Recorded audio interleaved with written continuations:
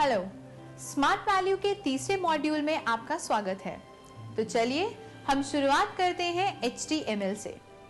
सबसे पहले जानेंगे कि HTML क्या होता है। HTML का मतलब होता है हाइपरटेक्स्ट मार्कअप लैंग्वेज। इसका use internet web pages use करने में किया जाता है। ये कुछ कीवर्ड्स का कलेक्शन होता है जिन्हें टेक्स्ट कहा जाता है, जिनकी मदद से किसी भी डॉक्यूमेंट को इंटरनेट पे वेब ब्राउजर की हेल्प से डिस्प्ले किया जाता है। HTML elements. HTML में हमें कई टैग्स मिलते हैं जिनकी मदद से हम डॉक्यूमेंट को ग्राफिक, फॉन्ट साइज और कलर की हेल्प से अट्रैक्टिव बना सकते हैं। HTML डॉक्यूमेंट को क्रिएट करना बहुत ही आसान होता है। HTML की कोडिंग को स्टार्ट करने के लिए आपको दो चीजों की जरूरत पड़ती है, एक सिंपल टेक्स्ट एडिटर, दूसरा ब्राउजर इंटरनेट एक्सप्लोरर या फिर फायरफॉक्स। जब भी आप HTML डॉक्यूमेंट को सेव करते हैं तो आपको फाइल का एक्सटेंशन .htm या .html करना चाहिए। सिंथेटिकली HTML एलिमेंट्स को इस तरह से लिखा जाता है: start tag, content, and tag, कुछ बेसिक टैग जो कि हर HTML टैग में देखने को मिलते हैं। वो है HTML tag, head tag, title tag और बॉडी टैग। HTML टैग, यह टैग ये इंडिकेट करता है कि डॉक्यूमेंट HTML डॉक्यूमेंट है। हेड टैग, ये टैग HTML डॉक्यूमेंट के हेडर सेक्शन को इंडिकेट करता है जिसमें टाइटल टैग इंक्लूड होता है। टाइटल टैग HTML पेजेस के टाइटल को इंडिकेट करता है। बॉडी टैग, इस टैग में मेन टेक्स्ट एंड ग्राफिक्स शामिल होता है। तो चलिए जानते हैं हम किस HTML कोड के थ्रू डॉक्यूमेंट तैयार कर सकते हैं। HTML फाइल क्रिएट करने के लिए आप सबसे पहले स्टार्ट मेन्यू पर जाएं। यहां से आप नोटपैड चूज करें। इसके बाद आपके सामने नोटपैड ओपन हो जाता है। अब HTML फाइल क्रिएट करने के लिए हम सबसे पहले कोडिंग करते हैं। कोडिंग करने के लिए हम सबसे पहले टैग देते हैं HTML, उसके बाद हम हेड टैग टाइप करेंगे। अब हम टाइटल टैग ऐड करेंगे। तो चलिए हम टाइटल दे देते हैं this is my first page. अब हम टाइटल टैग क्लोज कर देते हैं। अब हम हेड टैग भी क्लोज कर देते हैं। अब हम स्टार्ट करेंगे बॉडी टैग। तो इसमें हम बॉडी दे देते हैं हाउ आर यू। तो चलिए अब हम बॉडी टैग भी क्लोज कर देते हैं। अब सबसे एंड में हम क्लोज कर देते हैं HTML टैग को। जी हां, मैंने HTML टैग भी क्लोज कर दिया है। तो चलिए अब हम इसे सेव कर देते हैं और फाइल नेम देते हैं फर्स्ट पेज। लेकिन ये याद रहे कि HTML फाइल की फाइल एक्सटेंशन होती है .html और सेव बटन पर जाकर इसे सेव कर देते हैं। तो HTML फाइल का आउटपुट देखने के लिए हम सबसे पहले डेस्कटॉप पर जाते हैं और जो हमने फाइल बनाई थी उसे ओपन करते हैं। इस पर डबल क्लिक करते ही यह फाइल वेब ब्राउजर में ओपन हो जाती है। जब वेब ब्राउजर ओपन होता है तब आप यहां देख सकते हैं जो मैंने टाइटल दिया था, बैकग्राउंड कलर। तो आइए अब आपको बताते हैं कि हम किस तरह बैकग्राउंड कलर चेंज कर सकते हैं। तो चलिए अब हम आते हैं हेडिंग्स टैग में। ये H1 से लेकर H6 तक होती है और H1 से H6 से लेकर ये बढ़ते से घटते क्रम में होते हैं, यानी हेडिंग साइज बढ़ते से घटते क्रम में होता है। तो चलिए हम देखते हैं किस तरह हेडिंग का घटा क्रम है। इसके लिए हम सबसे पहले H1 टैग लगाते हैं और फिर इसे एंड में जाकर क्लोज कर देते हैं। अब हम H1 टैग की कॉपी ले लेते हैं ताकि हमें बार बार टाइप ना करना पड़े, क्योंकि हमें ये हेडिंग्स 6 बार लिखनी है। तो इसे हम दोबारा यहाँ पे पेस्ट कर देते हैं और H1 को कर देते हैं H2 और H2 को क्लोज कर देते हैं और हम इसे दोबारा पेस्ट करते हैं और इसे कर देते हैं H3 और हम H3 को भी क्लोज कर देते हैं। अब हम इसे दोबारा पेस्ट करते हैं H4 और फिर H5 लिखते हैं और फिर H5 को भी क्लोज कर देते हैं। क्योंकि ये घटे क्रम में है तो हम देखेंगे कि किस तरह से ये घटे क्रम में होगी। तो चलिए अब हम H6 को भी क्लोज कर देते हैं। तो अब हम इसे दोबारा से सेव कर देते हैं। तो इसका पूरा आउटपुट देखने के लिए हम दोबारा से डेस्कटॉप पे जाते हैं और उस फोल्डर को ओपन करते हैं। तो जब ब्राउजर ओपन होता है तो आप देख सकते हैं कि हेडिंग बढ़ते से घटे क्रम में है, यानी कि जैसा कि हम पहले बात कर रहे थे कि हेडिंग टैग बढ़ते से घटे क्रम में होता है, तो आप देख सकते हैं जो H1 टैग है वो बड़ा है और जो H6 टैग है वो सबसे छोटा है, HR टैग। तो आइए अब हम देखते हैं कि HTML फाइल में HR टैग कैसे यूज होते हैं। HR टैग का यूज HTML फाइल में हॉरिजॉन्टल लाइन के लिए किया जाता है। तो HR टैग यूज करने के लिए हम सबसे पहले कुछ बॉडी पे टेक्स्ट टाइप कर लेते हैं। तो मैं टाइप करती हूं this is upper text of HR। अगर मैं चाहती हूं कि यह टेक्स्ट HR लाइन के ऊपर आए, यानी कि जो हमारी हॉरिजॉन्टल लाइन है उसके ऊपर आए, अब मैं इसे HR टैग देती हूं, साइज देती हूं 10 और हॉरिजॉन्टल लाइन का मैं कलर दे देती हूं रेड। यानी कि जो हॉरिजॉन्टल लाइन हमने डाली है उसका साइज होगा 10 और कलर होगा रेड। और यहां मैं टेक्स्ट टाइप करती हूं this is below text of HR line, यानी कि ये टेक्स्ट HR लाइन के नीचे आए। तो चलिए अब मैं HR टैग को क्लोज कर देती हूं। अब हम इस फाइल को सेव कर देते हैं। तो हमारी फाइल का आउटपुट देखने के लिए हम डेस्कटॉप पर जाएंगे और फोल्डर को ओपन करेंगे।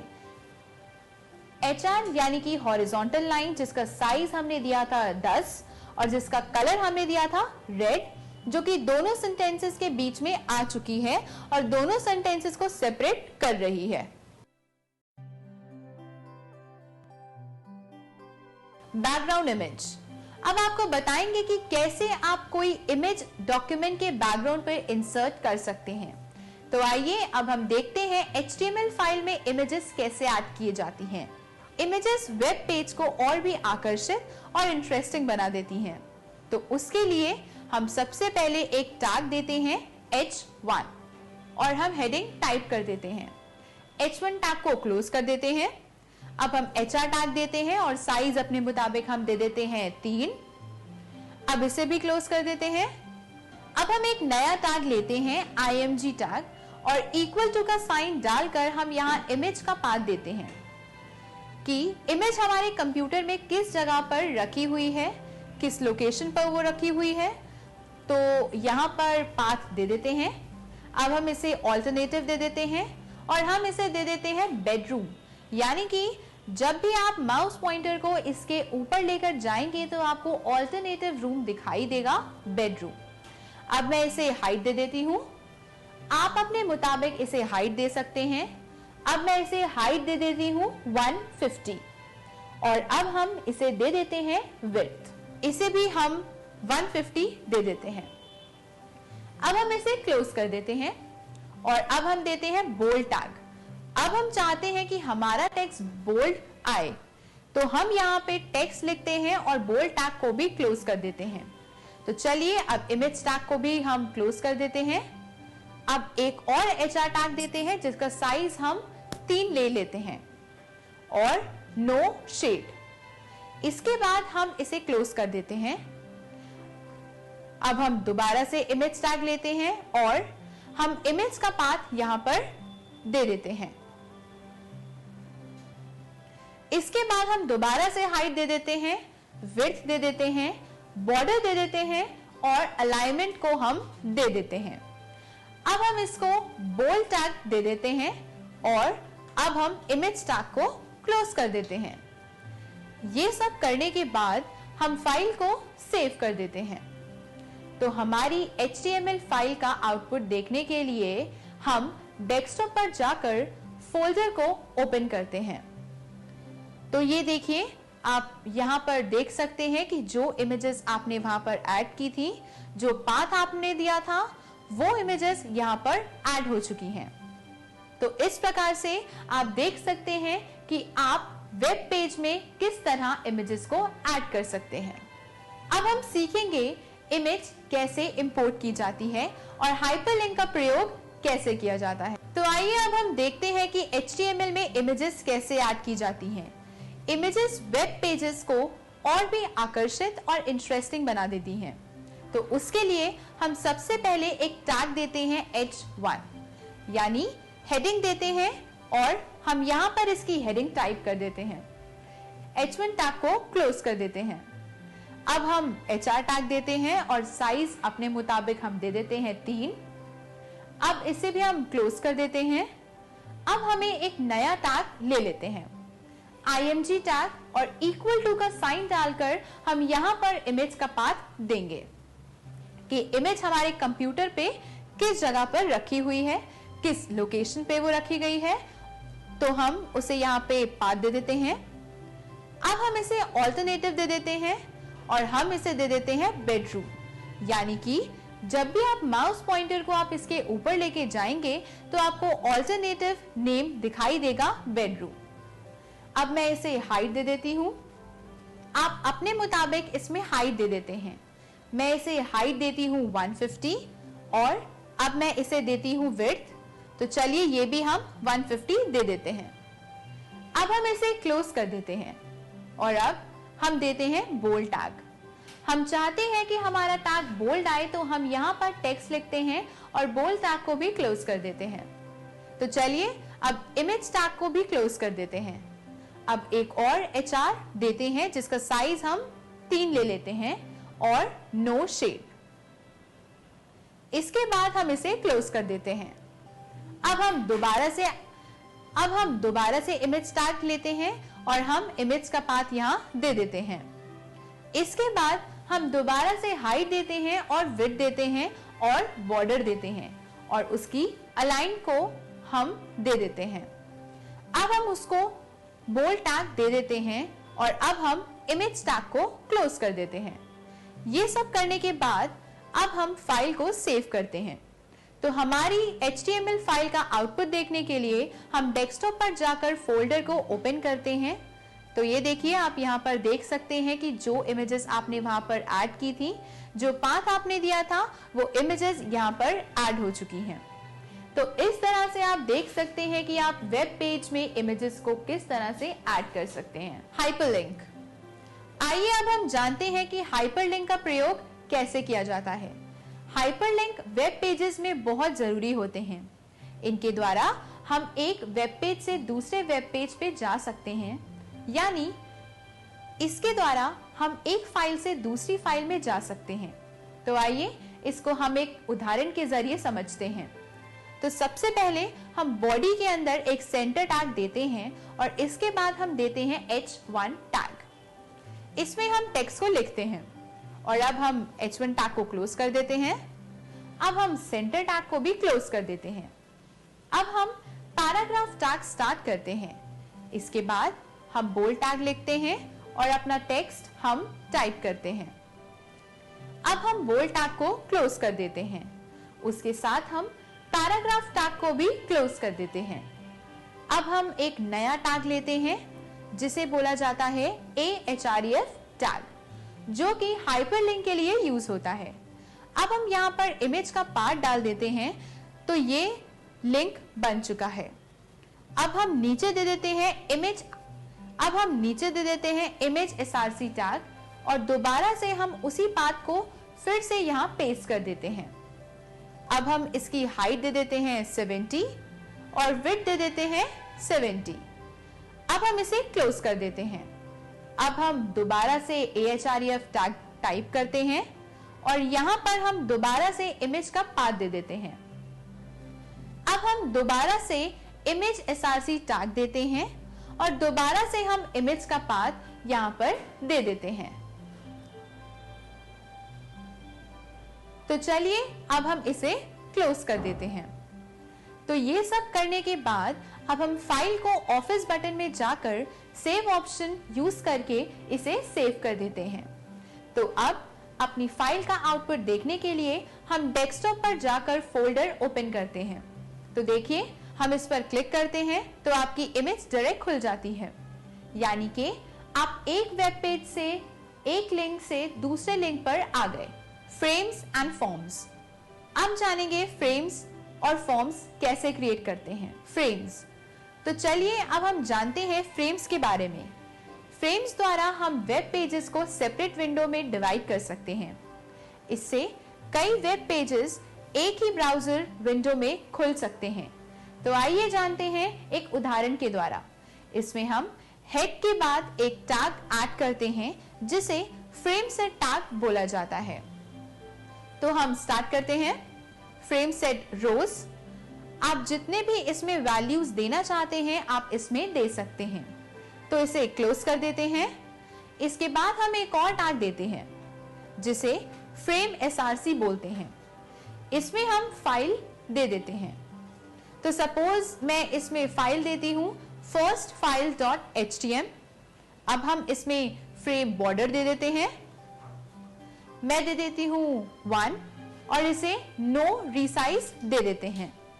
तो चलिए अब इसे क्लोज कर देते हैं। इसके बाद हम फ्रेम सेट कॉल्स दे देते हैं और इसे क्लोज कर देते हैं। अब हम इसमें फ्रेम src टैग दे देते हैं और यहां पर फाइल का नाम दे देते हैं girl.jpg और हम इसमें मार्जिन सेट कर देते हैं। अब मैं एक और फ्रेम src टैग लेती हूं और यहां पर मैं फाइल या फिर जो इमेज हमें चाहिए उसका नाम यहां पर दे देती हूं। तो मैं देती हूं bedroom.jpg और इसी में मैं मार्जिन विड्थ सेट कर देती हूं। इसके बाद हम इसे क्लोज कर देते हैं। अब हम फ्रेम सेट टैग को भी क्लोज कर देते हैं। इसके बाद हम एंड में HTML क्लोज कर देते हैं। अब आपकी फाइल सेव हो जाती है। फाइल का आउटपुट देखने के लिए हम डेस्कटॉप पर जाते हैं और फोल्डर पर डबल क्लिक करते हैं। HTML फाइल पर डबल क्लिक करते हैं और उसे वेब ब्राउजर में ओपन कर लेते हैं। तो देखिए आप इसमें देख सकते हैं कि हमारी जो फाइल है वो अलग विंडो में है और हमारी जो दूसरी फाइल है वो अलग विंडो में है और हमारी जो तीसरी फाइल है वो अलग विंडो में है। तो इस तरह आप देख सकते हैं कि वेब ब्राउजर 3 विंडोज में बच चुका है और 3 फ्रेम्स में बच चुका है। जैसा कि हमने वहां मेंशन किया था, तो इस तरह आप सीख सकते हैं कि फ्रेम्स कैसे ऐड किए जाते हैं। फॉर्म्स का यूज ज्यादातर ऑनलाइन रजिस्ट्रेशन के लिए किया जाता है। HTML के द्वारा हम कई तरह के फॉर्म्स क्रिएट कर सकते हैं। तो आइए इसे उदाहरण के द्वारा समझते हैं। एड्रेस की तरह ही हम यहाँ पे स्टेट, कंट्री आदि का ऑप्शन देंगे। तो उसके लिए हम कोडिंग यूज करते हैं। तो आप देख सकते हैं कि एड्रेस में यूजर अपना एड्रेस डाल सकता है और सिटी में वह सिटी डाल सकता है और स्टेट में वह स्टेट का नाम डाल सकता है। कनाडा, इंग्लैंड, फ्रांस, यहाँ पे यूजर अपनी कंट्री को सिलेक्ट कर सकता है। उसके बाद पोस्टल एड्रेस है तो यहाँ पर यूजर अपना पोस्टल कोड डाल सकता है। इसके बाद ईमेल एड्रेस है जहां पर यूजर अपना ईमेल एड्रेस डाल सकता है। उसके बाद यूजर अपना जेंडर यहां से सिलेक्ट कर सकता है। तो एंड में हम यहां पर BR टैग डाल देते हैं 2 बार, जिससे कि 2 बार लाइन ब्रेक हो। उसके बाद हम यूजर को एक और ऑप्शन देते हैं जिसमें अपना इंटरेस्ट वह यहां पर डाल सकता है। तो उसके लिए मैंने यहाँ पर जिसमें मैंने चेक बॉक्स डाला है तो उसके अंदर मैंने लिखा है sports, movie, puzzles, jogging, swim, net और बाकी अदर्स, जहां पर यूजर अपने बाकी के इंटरेस्ट यहाँ पर टाइप कर डाल सकता है। तो अब मैं यूजर को एक और ऑप्शन देती हूँ जिसमें मैं लिखती हूँ प्लीज रेट माई वेबसाइट, ताकि जिससे यूजर मेरी वेबसाइट को रेट कर सके। उसके साथ ही मैं एक और ऑप्शन देती हूं जो कि है थैंक्स फॉर विजिटिंग और इसी के बाद हम 2 बटन्स क्रिएट करेंगे। पहला बटन होता है सबमिट और दूसरा बटन होता है रीसेट। सबमिट द्वारा यूजर अपने फॉर्म को सबमिट कर सकता है और रीसेट द्वारा वह अपने फॉर्म को रीसेट करता है, यानी कि उसे अगर कोई गलती हो गई हो तो उसे वह रीसेट कर सकता है। तो अब एंड में हम फॉर्म टैग को क्लोज कर देते हैं। उसके बाद हम बॉडी को क्लोज कर देते हैं। अब हम HTML टैग को क्लोज कर देते हैं। तो ये सब करने के बाद हम इसे सेव कर देते हैं और सेव करने के लिए हम ऑफिस बटन में जाते हैं और सेव ऑप्शन में जाकर इसे सेव कर देते हैं। तो आउटपुट देखने के लिए हम दोबारा से डेस्कटॉप पर जाते हैं और HTML फाइल पर डबल क्लिक करते हैं। इससे HTML फाइल वेब पेज पे ओपन हो जाती है। तो इस तरह से आप देख सकते हैं कि आपके सामने फॉर्म क्रिएट हो चुका है, जहां पर नेम में यूजर अपना नाम डाल सकता है। तो मैं यहां पर नाम डालती हूं ललित, और एड्रेस में यूजर अपना एड्रेस डाल सकता है।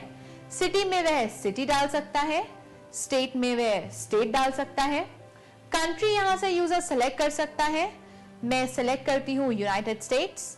पोस्टल कोड में यूजर अपना पोस्टल कोड डाल सकता है, जैसे कि मैंने यहां पर डाला हुआ है।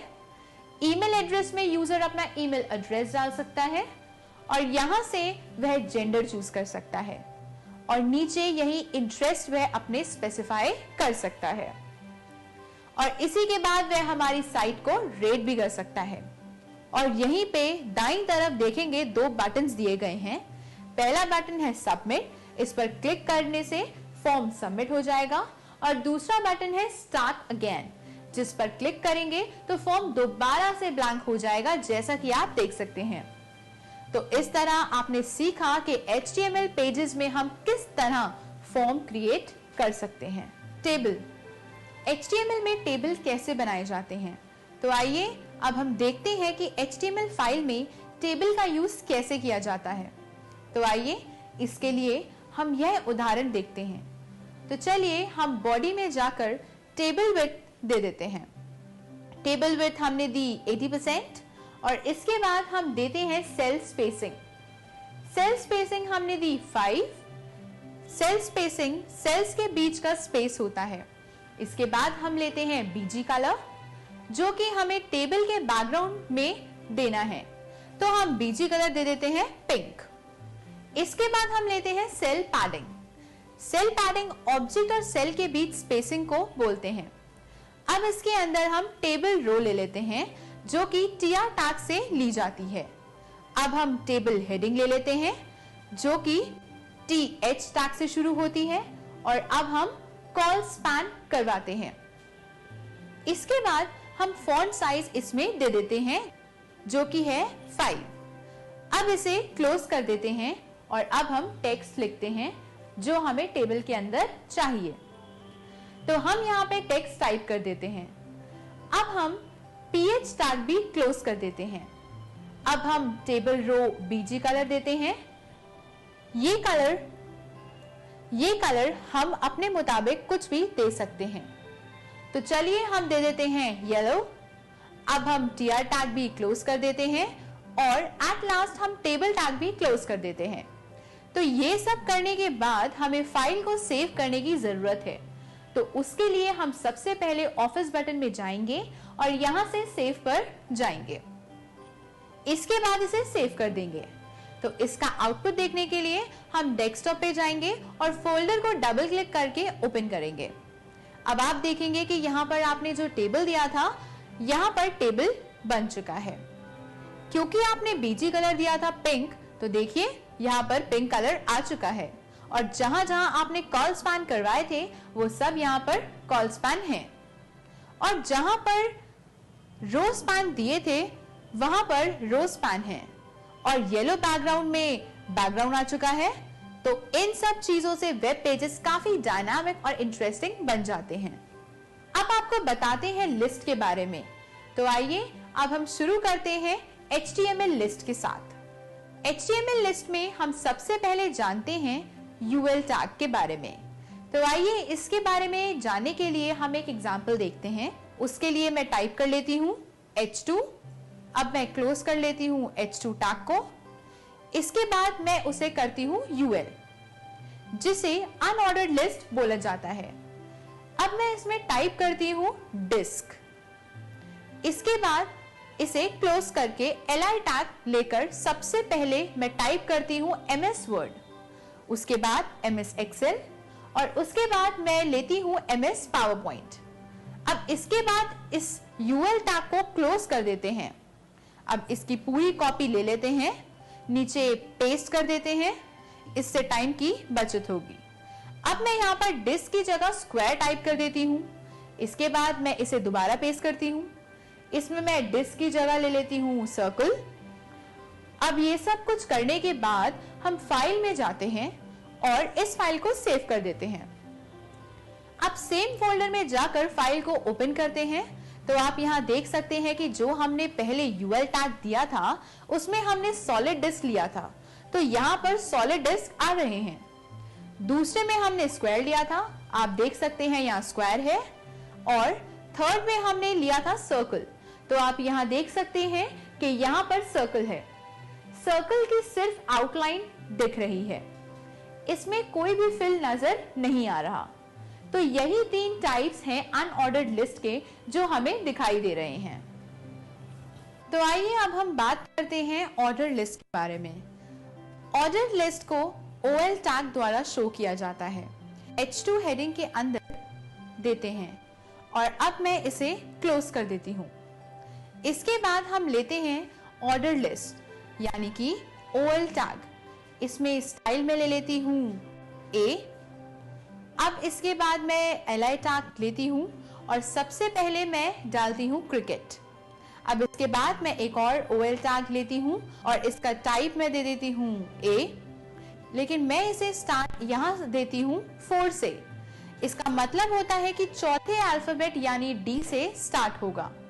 अब मैं एक और LI टैग लेती हूँ गोल्फ, उसके बाद मैं लेती हूँ स्नूकर और इसके बाद मैं बॉडी टैग को भी क्लोज कर देती हूँ और HTML टैग को भी मैं क्लोज कर देती हूँ। इस फाइल को मैं फाइल मेन्यू में जाकर सेव कर देती हूँ। तो आइए अब मैं फोल्डर पे जाकर डबल क्लिक करके इसे वेब ब्राउजर में ओपन करती हूँ। तो आप देख सकते हैं कि हमने शुरुआत में जो OL टैग लिया था वो A से लेकर C तक लिस्ट चली, D से स्टार्ट हुई है और F पर खत्म हुई है। तो इस तरह से हम ऑर्डर्ड लिस्ट बना सकते हैं जो कि काफी फायदेमंद है। तो चलिए अब हम देखते हैं कि मैं मार्क्यू बिहेवियर का यूज कैसे करती हूँ। जैसा कि आप देख रहे हैं नोटपैड ओपन हो चुका है जो कि अभी एक ब्लैंक डॉक्यूमेंट है। अब हम इसमें कोडिंग करेंगे मार्क्यू बिहेवियर के लिए। तो सबसे पहले जो इसमें बेसिक टैग होता है वो यहाँ पर डाल देंगे। जैसा कि आप देख रहे हैं कि मैंने पहला टैग दिया है HTML और उसके बाद जो दूसरा टैग आता है उसे हेड टैग बोला जाता है जो कि हमारे HTML पेज का हेड होता है। और इसी के अंदर एक और टैग आता है जिसे हम टाइटल टैग कहते हैं और इस टैग के अंदर हम कोई भी टाइटल दे सकते हैं जो भी हमें सूटेबल हो। तो मैं इसे दे देती हूँ मार्क्यू बिहेवियर और इसके बाद हम टाइटल टैग को भी क्लोज कर देते हैं और अब हम क्लोज करते हैं हेड टैग को। जैसा कि आप देख सकते हैं मैंने हेड टैग क्लोज कर दिया है और अब हम देखेंगे जो हमारा नेक्स्ट टैग है बॉडी टैग वो हमने स्टार्ट कर दिया है और हम सारी कोडिंग इसी टैग के अंदर करते हैं। तो चलिए हम देखते हैं कि हम किस तरह से मार्क्यू बिहेवियर का यूज यहाँ करेंगे। तो इसमें आपको 3 ऑप्शंस यहाँ मिलेंगे मार्क्यू बिहेवियर के लिए। तो सबसे पहले हम टैग लगाते हैं मार्क्यू बिहेवियर और पहले मार्क्यू बिहेवियर को हम दे देते हैं स्क्रॉल और हम दोनों टेक्स्ट और इमेज में मार्क्यू बिहेवियर देखेंगे जिससे कि आपको मार्क्यू बिहेवियर और ज्यादा समझ आएगा। तो मैं यहाँ पर कुछ टेक्स्ट लिख देती हूँ जैसे मार्क्यू और इसके बाद मैं मार्क्यू बिहेवियर को क्लोज कर देती हूँ। जैसा कि आपने देखा कि मैंने मार्क्यू बिहेवियर को यहाँ पर क्लोज कर दिया। अब हम स्टार्ट करते हैं दोबारा से। ये मार्क्यू बिहेवियर हम दोबारा से यूज कर रहे हैं जिसमें आप अपने वेब ब्राउजर में स्क्रॉल का इफेक्ट मार्क्यू बिहेवियर द्वारा अपनी इमेज में देख सकते हैं। तो हम यहाँ पर देते हैं marquee behaviour is equal to scroll. Image src यहाँ पर हम इमेज का लिंक देंगे। अब हमने इमेज का एड्रेस दे दिया है और टैग क्लोज कर दिया है और अब हम आगे इमेज की हाइट दे देते हैं जो कि होगा 150। आगे अब मैं इमेज की विड्थ दे देती हूँ। इमेज की विड्थ भी मैंने 150 दी है और इसी के साथ इमेज के लिए जो मार्क्यू टैग लगाया था वो मैं क्लोज कर देती हूँ और जो अलग टैग है वो है BR जो कि लाइन को ब्रेक करने के लिए उसे यूज किया जाता है। यहाँ पर मैंने 2 बार BR टैग दिया है जो कि 2 बार लाइन को ब्रेक करेगा। और अब मैं यहाँ पर देती हूँ मार्क यू बिहेवियर, और इस मार्क यू बिहेवियर में मैं यूज करने वाली हूँ स्लाइड। जैसा कि आप यहाँ देख रहे हैं मार्क यू बिहेवियर यहाँ दिया है स्लाइड। और अब मैं इस टैग को क्लोज कर देती हूँ और अब मैं यहाँ पर टेक्स्ट टाइप करती हूँ मार्क यू। तो चलिए अब मैं मार्क यू टैग क्लोज कर देती हूँ और जो अगला मार्क यू बिहेवियर हम लगाएंगे वो इमेज के लिए लगाएंगे। तो जैसा कि आप देख रहे हैं मैंने टैग लगाया marquee behaviour is equal to slide A, और इसके बाद मैं देती हूँ इमेज SRC यानी इमेज SRC टैग, और इसमें मैं दे देती हूँ इमेज का जो पाथ होता है। और इसी के साथ हम इमेज की हाइट दे देते हैं। तो जैसा कि मैं इमेज की हाइट पहले की तरह 150 दे देती हूँ और मैं इसकी विड्थ दे देती हूँ जो कि मैंने 150 ही ली है। अब आप देखते हैं कि मैं मार्क यू टैग यहाँ पे क्लोज कर देती हूँ और नेक्स्ट लाइन से देते हैं BR जो कि लाइन को ब्रेक करेगा। यहाँ पर मैंने दिया है डबल BR जो कि लाइन को 2 बार ब्रेक करेगा। और इसके बाद हम एक और मार्क यू टैग लेते हैं जिसमें हम यूज करेंगे ऑल्टरनेटिव। तो चलिए अब हम देखते हैं कि हम ऑल्टरनेटिव का यूज कैसे करेंगे।